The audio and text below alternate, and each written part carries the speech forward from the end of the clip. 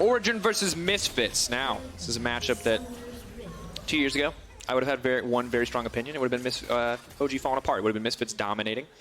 Last split, it would have been OG dominating, Misfits falling apart. Maybe now we can set a new story.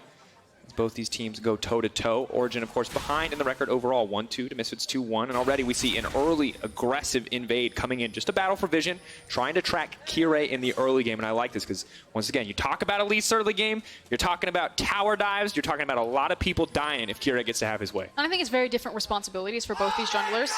Oh, that was impressive.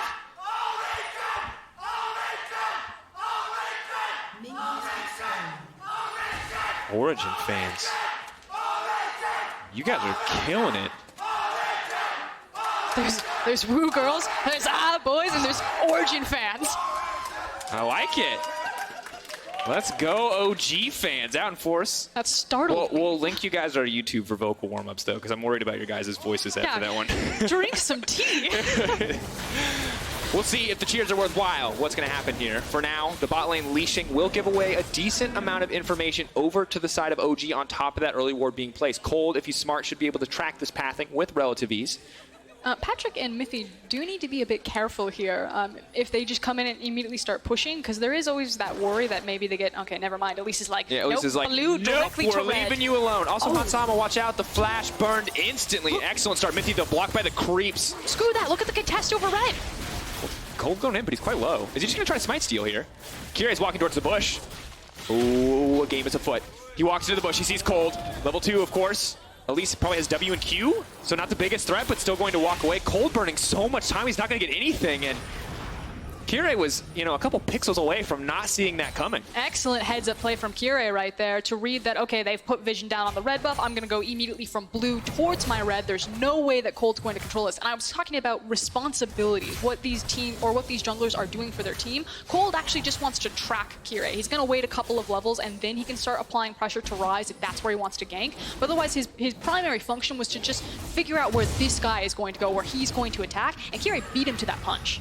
So is it okay that he spent so much time trying to steal that away to ultimately get nothing? No, is he's that clearly on the back All foot. right, well, I was just checking, like, how much are we willing to sacrifice to figure out where Kirei is on the map? That's what I'm trying to understand. The only bright side is he has early game mid priority here. You can see that Febiven shoved underneath his tower, so it's not like Kirei can immediately start putting his face in Kold's jungle and like taking things away from him. So that's kind of like the saving grace, but he still is behind tempo in the jungle. Difficult to say the least. This is good for Mithy. Again, they're still tracking Kirei. That's now ward on the red buff, drive by Scryer's Bloom, making the most of Xayah and Rakan's push. So now going to be able to quite comfortably keep that pressure up. You can see they're not too scared whatsoever. In the mid lane, we see a bit of aggressive trading. Febiven going in, trying to make use of the passive there. Has the Conqueror as well, so those extended trades very much in his favor. But the phase rush on the opposite side does mean it's going to be a bit difficult for him to keep those trades going in his favor. And I like Nukeduck posturing down to the bottom side of the wave, knowing that Elise is on the top side on that ward, so not going to give the opportunity for that cocoon to land. And Kirei has been tracked all game long. Spotted out by that ward, now spotted out by the Scryer's Bloom. Kold sitting away. They know that this is coming. Are they going to go for it, though? Kold is incredibly low. One combo could come through. Now spots Kirei out. A lot of safety there. Kold probably can't contest this overall, but could look to smite it away. And this is just in response to the wave being stacked up here. I'll hold it, though, as a fight looks like it might break out. The ward now spotting sOAZ. Kold has to be careful. One knockup going to come through. Alphari moving down. Kirei taking control of the jungle. You see 24-16, 2 camp advantage over to Kirei. Wants to make it 3 as he paths down to the Wolves. Is going to think better of it, and the Wolves, of course, not available. But now Nukeduck has to be careful. The pressure on the top side is spilling over. Kirei not going to commit, though. He will take his first back here. Kold has, of course, already backed now, and we'll move to the bottom side to secure He's Krugs. like a viper, just looking for these strikes. Moving forward, wants to land the CC. Is he going to land it on Nukeduck? Buys a bit of time. Forces the flash out from Nukeduck. Great patience there. Coming in on a stun from Irelia to make sure that Nukeduck has to flash. Both of them out of mana, but Nukeduck under tower going to make it a lot difficult to CS. Alphari biting off a bit more than he could chew. Had the level advantage. Thought he might win that trade, but a lot of damage coming in from Aatrox. No, hold up. I want to compliment 2 good things from the teams. The amount of pressure and like tempo that Kirei has set in this jungle, yeah, it didn't translate onto the scoreboard, but this guy was everywhere. And in that same vein, credit to Origen. They successfully tracked Kirei. He tried for, it looked like a dive, a gank into the mid lane. He invaded, he placed down vision, and at every single point, Origen knew exactly what he was doing. And now Kold's moving down to the bottom side. He's behind in jungle experience, but still, of course, a threat with the flag and drag there. We'll move back to the Krugs. The knockup not going to connect. Mithy now forced to retreat. Hansama and Gorilla, an incredibly difficult lane to attack once again. When we take a look at what the pressure has earned so far from the side of Misfits, you can see sOAZ pretty comfortably sitting on a CS advantage as he was able to pressure there in the lane, and now it appears trying to freeze the wave along his topside tower. Difficult spot for Alphari to be certain.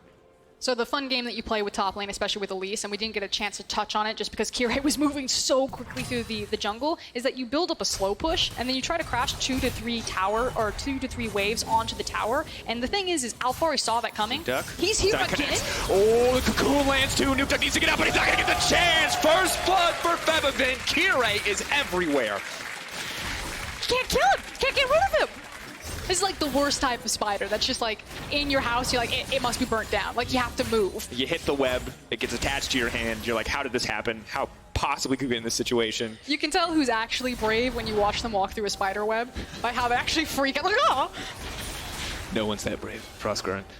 And now for Nukeduck. First gank burns the flash, second gank gets the kill. The synergy between Febiven and Kirei here has been excellent. I mean, yeah, credit to Febiven, he helped set it up, but Kold might be next. No, Kirei. I frankly feel that this is like all Kirei. Like, the amount of pressure and the amount of plays that he's thrown out in 6 minutes and 40 seconds has been pretty ridiculous. And let's look at how the priority paid off in the draft so far. We got the Ryze in the mid lane for Nukeduck. Their first pick hasn't done much. The Xayah Rakan on the bottom side has not done much for OG quite yet. Level 6 could change that, but on the opposite side, the solo laners and the Elise are getting work done. All of what Misfits put priority into in the draft is paying off for them so far. Yeah, and Kold can't even enter his jungle. They realize that Kirei's on that top side of the map. Kold is just trying to protect Nukeduck here, and he thinks it's from Elise, but it's from Irelia. Coming in. Febiven wants to get a kill, trying to block a little bit of damage there. Ooh, can he get out? No, the creeps are there. Goes down. Over-aggressive from the side of Misfits. sOAZ is now going to try to push the wave in to stop the freeze. Is Kirei going to path around and look for the dive here? You have the ultimate from the Aatrox. A lot of healing if they get the kill. Of course, the revive will be there. Here's Flash. Nukeduck gonna step forward. Flash forward, going in on the Kold, wants it, one-shots him, goes up, has to come down, now trying to path out, needs to sidestep, using the spiders to block the overload. It's brilliant from Kirei thus far. sOAZ with tanking. the tower! This is clean team play from the side of Misfits. Oh, so well done right there. Excellent heads at play, and again, just nothing but compliments to Kirei. That is ridiculous. The confidence to move forward there. We thought the highlight moments might just be coming from a game versus Excel and a bad smite at level 1, but no, Kirei continuing to exceed expectations on the map. This guy's a monster. He's an animal. So no vision. I mean, where else would he be backing? That's confidence. This is his second game on the LEC stage. What happens? Sees him, flashes, kills him. That's it. Man, he was at MSI. Yeah, that's true. But MSI was full of a lot of subpar regions, Frostgurn, and this is all a good region, you know what I'm saying? So, have to consider it. Febiven, however, biting off more than he can chew once again and getting taken out. Gorilla is not there. That's an every man for himself type of situation. That's twice now, though. Febiven has bitten off more than he can chew. 2 missteps there. Ooh, and now Kold level 6 as well. Gorilla has to be careful because Hansama has the freedom to get out, but Gorilla with the flash will, but doesn't have really any other options. We take a look back at the play, and I like the thought here. Oh, did he? Oh, no. Oh. Oh, no. I take it back. I take it back. Febiven, that was not your fault. Gorilla observers, you told us, but we didn't see. Clip it, put it on Reddit. That's twice now. That's sad. Anytime Gorilla plays It's Tahm Kench, he just screws over his team. He's against a Blitzcrank, he gobbles up Hansama, eats the hook, he pulls the 3-for-1. He hits the blast cone there. Well, this is like his subtle ways. Like, if I just play Tahm Kench poorly, they'll never make me play it. I never have to. Moose, did you see that? I don't think I should be playing this champion, just saying. To be fair, you can hit a blast cone with any champion, though, so we'll. Explicitly Tahm Kench. It's an oopsie. They'll review it later. We'll let it go. We'll see if any more come through. For now, though, it does mean that things are starting to go back into the favor of OG. You can still see a small gold lead in the favor of Misfits, but this bot lane pressure means a tower plate should go down in favor of the Origen squad. Now only a 600 gold difference between them. Checking in on itemization, the fact that Ryze now has Lost Chapter as well as the tier, it should be a lot easier to compete for these waves. Does need to respect that there's still so much 2v2 pressure from Irelia and Elise, which is coming in right now. The 2v2 is now ready to get started. The stun does connect, but they're going to back off. Tahm into tier 2, though. There goes the ulti. The cocoon not going to land because the flash out comes through. Nukeduck still alive. He's living. Gorilla there to save the day, trying to make up for past mistakes as Febiven will walk away with his life. I'm sorry for the blast cone. I got you on this one, brah. Hop inside. Now Mithy wants to turn it back, though. Knowing Febiven has burned a lot of his major cooldowns, the flash just moments away from coming back. Do they have the timer here? Or are going to opt to back off? So disaster kind of averted there on both sides.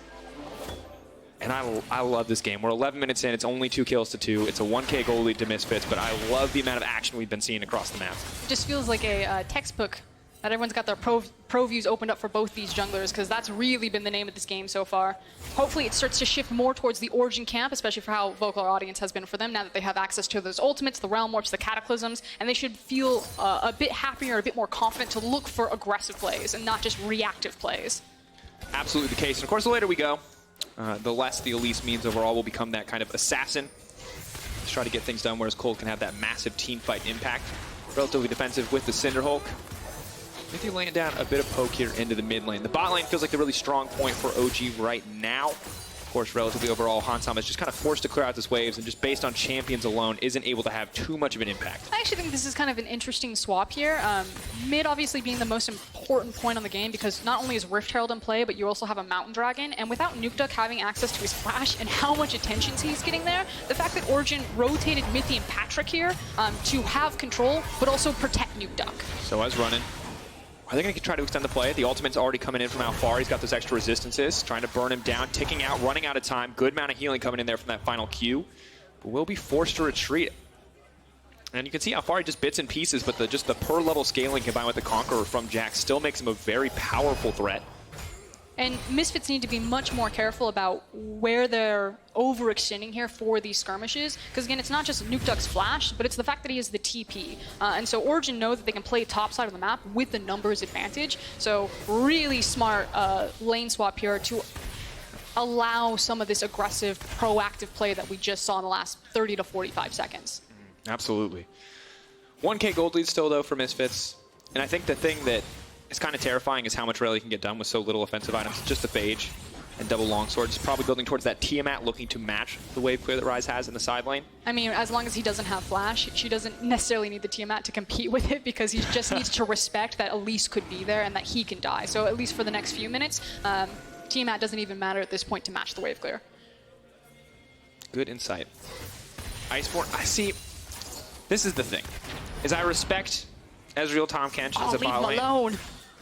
Nukeduck getting bullied this game. But when you build Iceborne Gauntlet first, I don't like it. Alphari getting too aggressive on the top side, taking that. So the nice thing about Iceborne Gauntlet first is it at least gives you A, utility, which he's using now, nice. But B, it helps out with your wave clear because you get a bit of the splash damage, whereas that's something that Ezreal really lacks.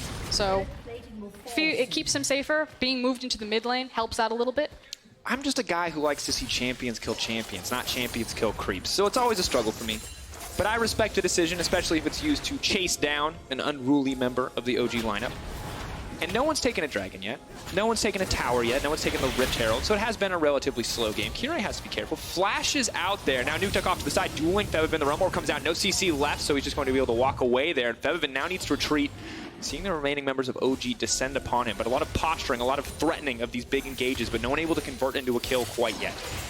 And we're now fighting for priority, although hold that. Mickey wants to fight for a pick.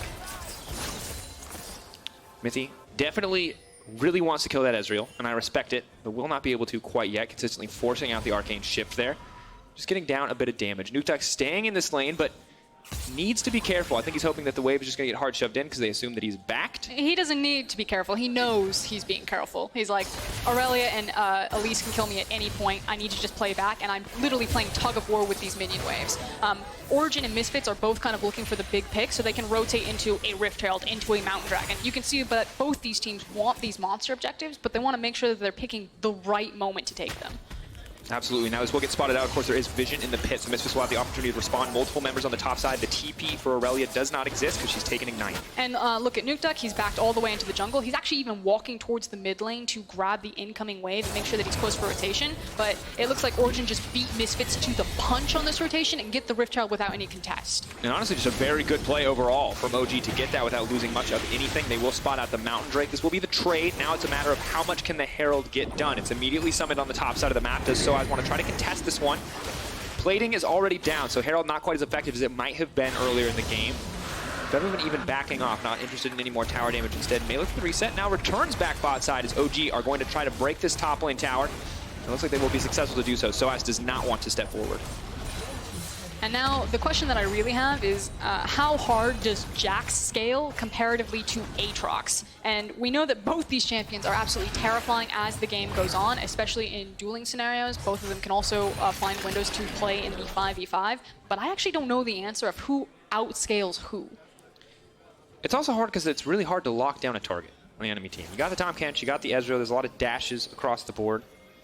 A lot of immobile champions, though, potentially for Aatrox to get on top of if the Xayah does get caught out. We'll have to see, Frostguard. It's going to be a learning experience. We'll invite Hashinshin on the desk next time, and he can tell us exactly which champions are way too OP against Jax, and, you know, exactly at what point Jax should 1v5 the game. Well, so far he's down in CS, so that's not feeling very good, although this is, 30. I believe, the second time that we've seen Jax taken into Aatrox. True. Check across the board, however, Gold still in favor of Misfits, now committing 3 members here. Kirei trying to hide out of vision. Hansam is starting to feel more and more confident as we get further. Of course, has a red elixir running. He's got a spider behind him. I think it's the bigger thing. True. Spider, catfish, boy. Ooh, wait. Here's the question. Yuumi Ezreal is Catboy. Tahm Kench Ezreal could also be Catboy. It'd be, you know, because it's catfish. I'm just saying, we have a problem with our new monikers. No. It's fine, though. Ooh. Not quite. I thought for sure that was going to do a lot of damage, but did not land. I was more excited about your conversation about, like, the Ezreal Tahm Kench nickname. We need a name for every pairing. We write fan fiction now. We're giving up casting. You're not supposed to. You have a SoundCloud. I've got a fan fiction. We don't talk about this. You just talked about it. Now they're going to look for it, Roscoe. Hope it's not under your real name. That's what I'll hope for your sake. All right, Misfits. It's a slow game, guys. These teams are both very tactical generally when they have control. You say it's slow. Everyone's hunting. They just haven't made it connect. Nope. Gorilla bringing in Ezreal, the most fearsome of predators. Focus, though, is on the mid lane tower, and they have so many members here, they might just be able to grab it. The trade is that Xayah's off to the bottom side. A lot of damage onto Nukeduck, not going to get the follow-up CC. Alphari going over the wall. But the tower's still alive. In the meantime, Patrik has got the bot lane tower, so a purely positive trade for Misfits. They will even up the gold difference between the teams. Positive there for Origen, the fact that they took the tower, and now Origen are just going to hard force this one back. Don't think it's going to mean that the tower's exactly going to go down because Hansama has access to the ultimate, but that was Misfits putting in a lot of resources and not getting anything back for it. And now they're fishing once again. Big game hunter right here. Right now, the game is sOAZ. They're going to go over the wall. The flash is there. Mithy wants to leap in. Ooh, the double dash, bringing it through onto 3. The fancy footwork is there. The damage, however, is not. It looks pretty, but not a lot's going to get done. But again, meanwhile, while all of this is happening, Patrik got all of the wave on the bot lane, pushed down that tower, now gets a free wave in the mid lane, and massive chip damage on this mid structure. So the real winner here is Patrik in all of this. Yeah, just continuing to pick up so much solo gold. 1.5 items. Mithy. One thing that I like about Mithy and Patrik, it's something that first talked about at Euphoria. You'll hear us talk about Euphoria a lot. We host it. That's how it goes. Is he talked about how they were willing to try things, and that's what we've seen from Mithy this game. He continuously jumps onto Ezreal. Yes, the Ezreal ease out every single time, but all it takes is one time where they mess up. Just skill check them. Just skill check them. Every time it's up. If you don't need it for something else, just poke them. Just see what they're going to do, because they don't have any kill threat on you. That's not how that duo works. All the time with like Skarners, when everyone has QSS or flash up, like the Skarner players just won't do it, because in a perfect world, like they'll flash away, they'll QSS immediately. I won't get it. Just try. Just see. Who's awake? Who ate their Wheaties? To be fair, Skarner and Pale cooldown much longer than the... Don't bring that up. It's fine. Just push the button, folks. Make them Captain Jacket. If they're not good at pushing buttons, they're going to die. That's how we want you to play the game. Take the risk. Might be objectively wrong sometimes, but do it, you know? Live a little. And now we've kind of split into this 1-3-1. We've got Jax in the side lane. We've got Ryze in the side lane. Both teams kind of set up to do that. The only downside is Febiven doesn't really have the TP, but it's the trio of Patrik, Mithy, and Kold versus Gorilla. You took that really soft. You're like, the only difference is he kind of doesn't maybe have a teleport. He doesn't have a teleport. The 1-3-1 macro advantage is to Origen. That said, if Irelia and Aatrox get super far ahead and just have immediate kill pressure, then obviously the TP doesn't mean anything for Origen. They're literally just using it to run away from the stronger side lanes. But that's not the case right now.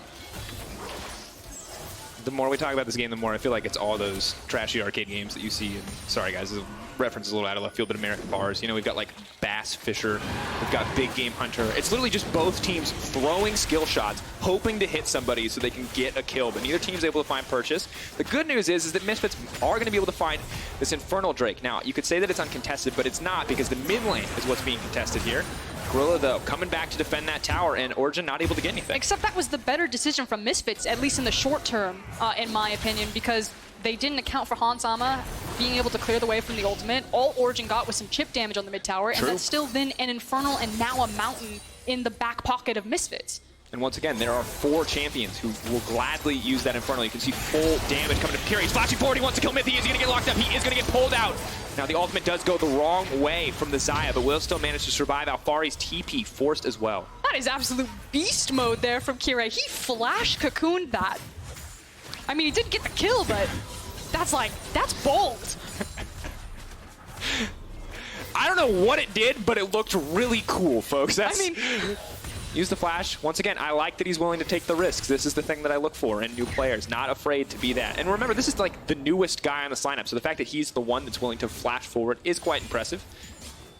I mean, I totally understand the idea of being like, you know, he's new to the lineup. You don't expect this experience. He did play in the TCL for like, he played in the TCL for a long time. He's played on some of the biggest stages in the world. Like, that's true. I expected Kirei to come in flying very high right now. He was a very hyped pickup for this Misfits lineup.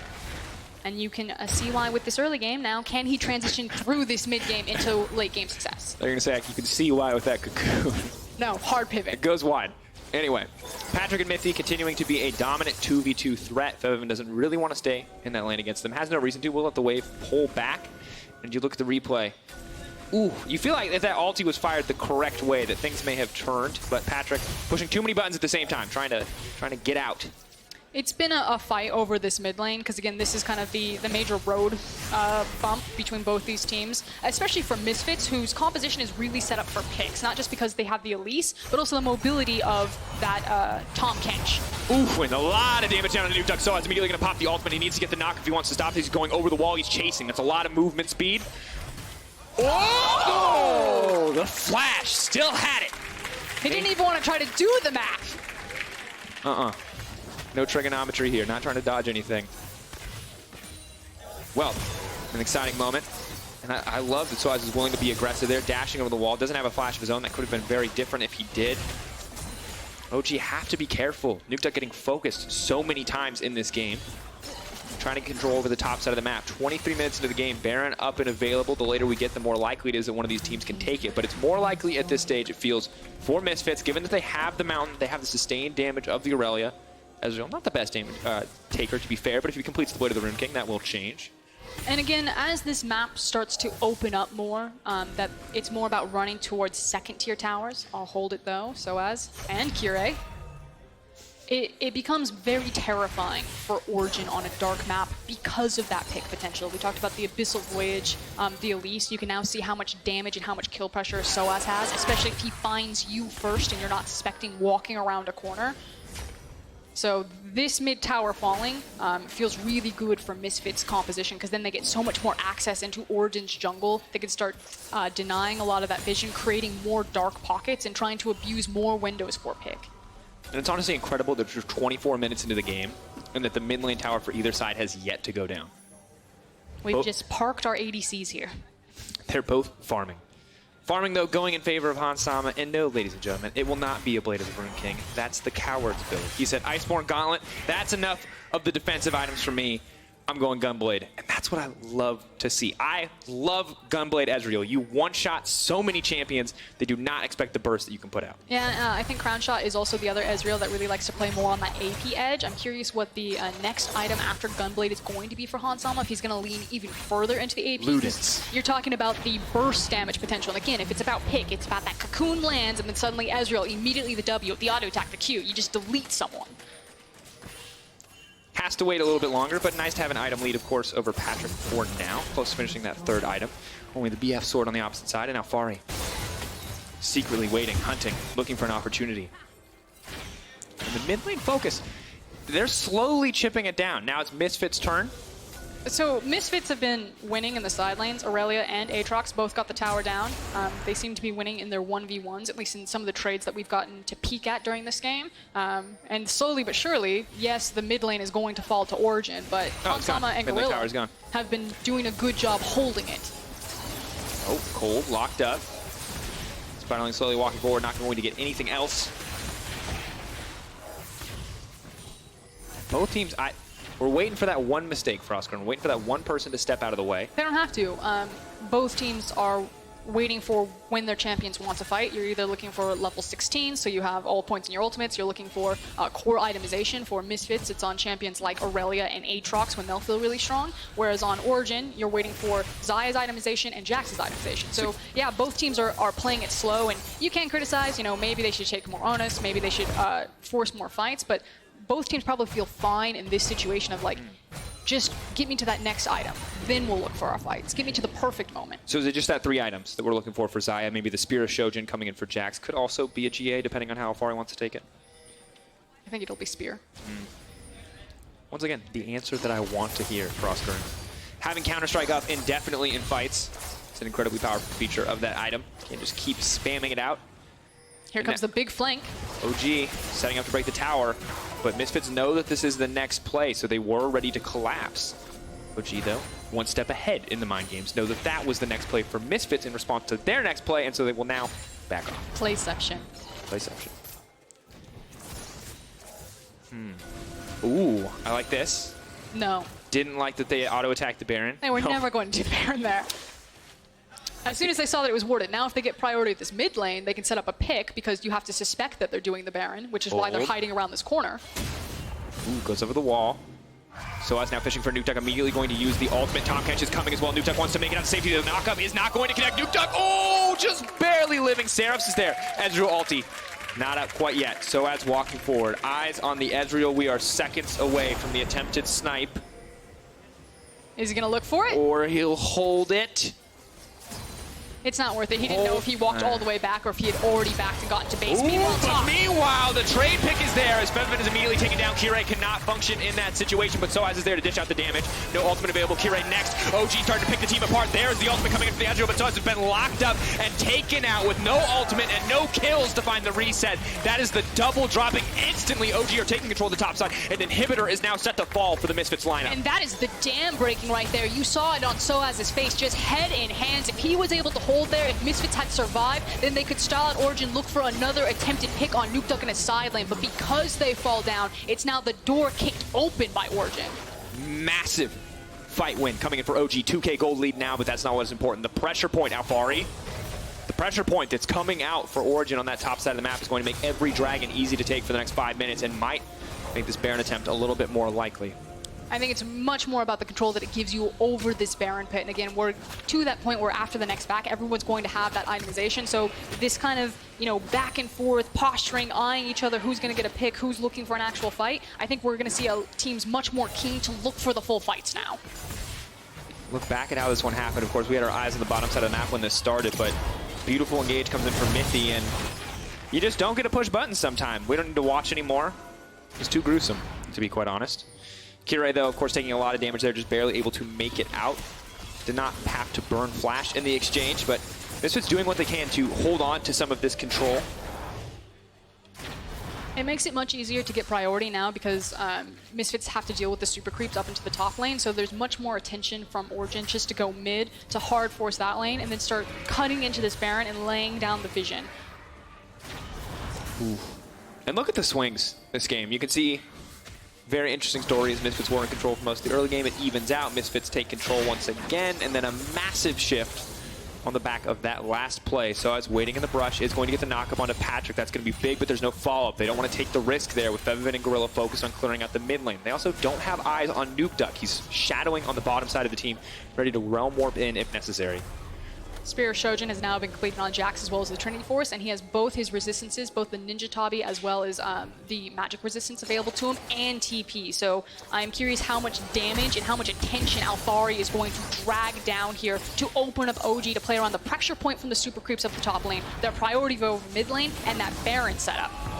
Oh, Kirei. Is he going to try and make it out of this one? The knockup is there. It's knocking up the Tahm Kench. They're keeping him locked down. It's a messy fight in the midst of everything. Kirei is still going to make it out, but Febiven is not. No, can he get it done? Mithy in trouble now. Febiven's still alive. Can he get the stun? The knockup is there. Febiven is still alive. I can't believe it. He's surviving. He got the Triumph Heal. He's so incredibly low. There's no way he makes it out of this one. Alphari now leaping to safety. That's the double kill for the Jax. sOAZ trying to hold on, but OG, they have too many members left standing, and they dominate the fight. Origen just overwhelmed Misfits right there. They then immediately run it in the top lane, flashing over the wall. They've got the super creeps. They have the entry into the base point. They're going to end it. The second they found their prey, the second they finished that hunt, they knew that it was time to end the game. A massive team fight win for Origen. A slow, controlled game from both sides. But the second Origen see weakness, they are not afraid to capitalize, and they will close out and take the game versus Misfits.